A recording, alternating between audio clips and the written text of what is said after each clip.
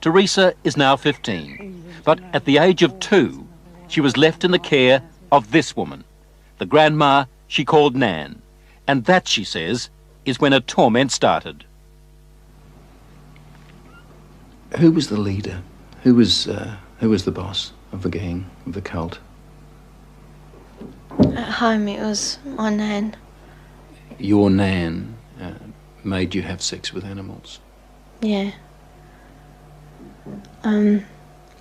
Like goats and donkeys.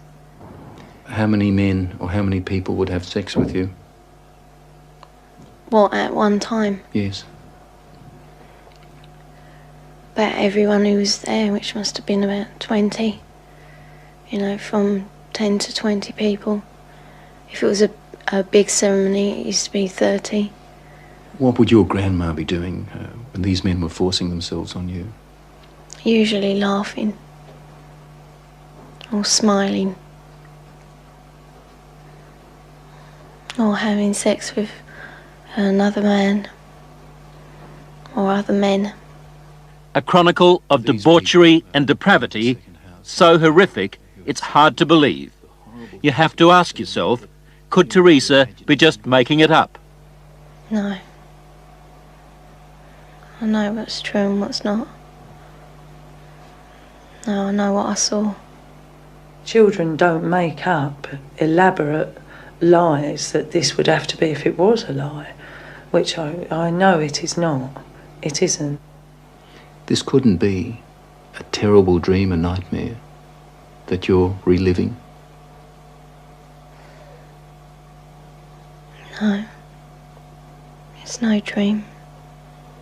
It's a nightmare, but it's not one you can wake up from.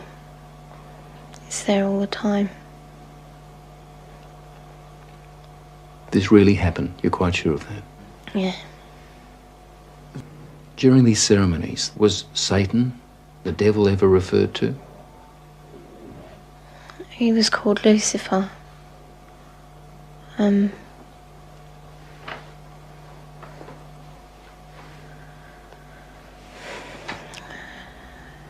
What did they say about the devil, about Lucifer? That killing the people made him happy. Sacrifices to please the devil.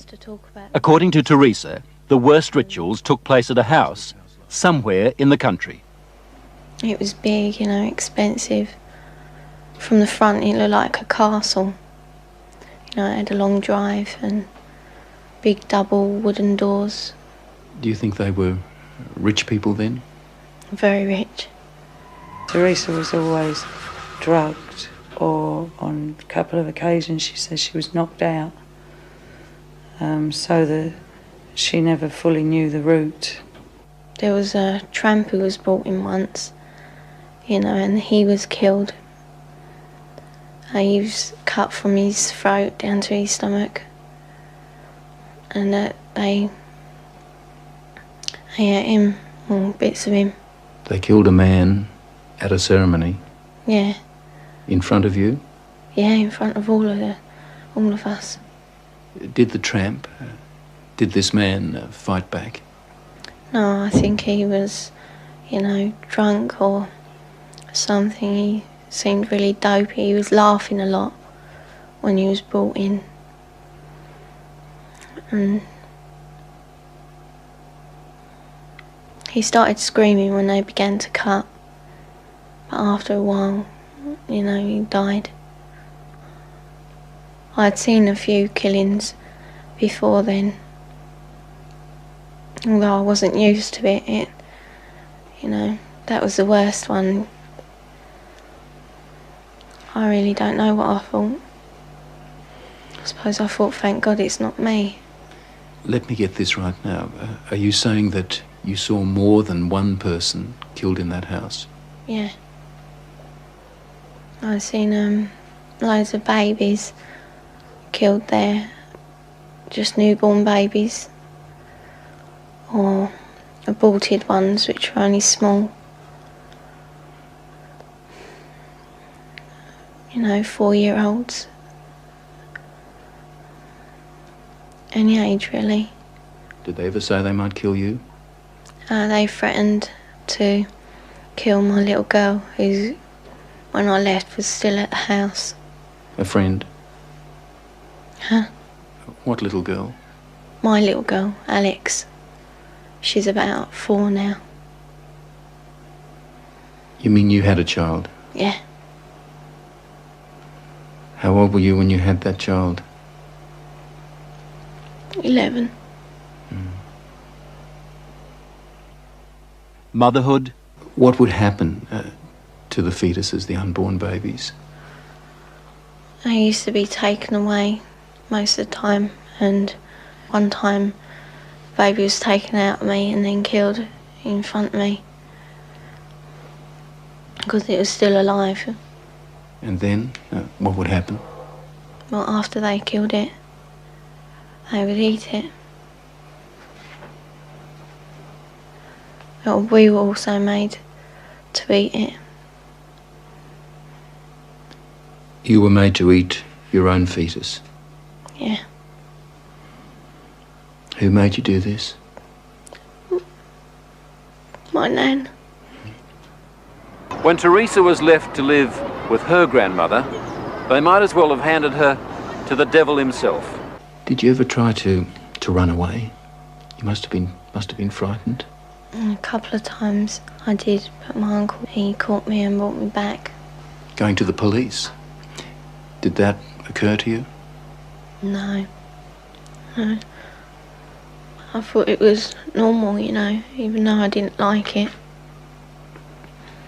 She said to me it was something that everybody did, she thought, you know, like you don't like going to school or the dentist, you don't like going to the black masses. It was never any different. I didn't have nothing to compare it to. Then the Satanists had a problem. How did they get rid of the bodies? They had a tub, you know, pretty big, I don't know. A very big tub, and they used to put the bodies and bones in there. And then there was nothing left. Well, there didn't seem to be, but when they cleared it out, there used to be a sludge at the bottom. Teresa's story, her account, doesn't really surprise you. It doesn't surprise me in the light of satanic abuse, no. Do you get frustrated with people who just won't accept that these things do happen? Yes, because I've worked with murderers in prisons for years. Not that long ago, a boy was found in a forest in southern England without a head. We have no doubts that men can do that. And yet when we start talking about men within Satanism who actually believe in evil and it's the right to express evil, we suddenly have a doubt. The police don't think Teresa made up a story. Some of the cult members are to stand trial. 5 men have been charged with rape. As for Nan, the grandmother, she's 61 and lives in this council flat in South London. She's charged on 7 counts of aiding and abetting rape and 2 counts of performing abortions on Teresa. I also witnessed a 9-day-old baby being slaughtered for human sacrifice. Audrey Harper. She spent 5 years in a satanic cult before she escaped. Why did they kill that baby? Why sacrifice a child? Satan likes pure sacrifice, and human sacrifice is better than animal sacrifice, so they are pleasing the master. Warlock, the master, just raped me. He's the high priest of the covenant. Married to the devil, is that what it meant? Yes, only, you know, there's no ceremony. But the act of unity completes my initiation ceremony. I now belong mind, body and soul to Satan. Married to the devil. A consistent pattern, it seems. Audrey when she was 22, Teresa when she was a little girl. They used to marry the kids to Lucifer.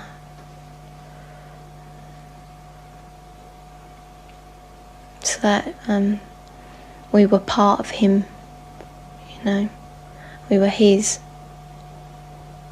Did that include you? Were you married to the devil? Yeah. We used to be, and it was just like a marriage in a church, but put different words, you know. What were you taught about Lucifer? Just that we should, you know, be his friend, treat him as a friend. And that he's always there if we ever need him. Why do they do such wicked things in these cupboards? Because they're pleasing Satan. The lower you become, the more vile you become, the more pleased Satan is with you, and therefore the more power you'll get when you die. And they believe this? They believe it. They absolutely believe it.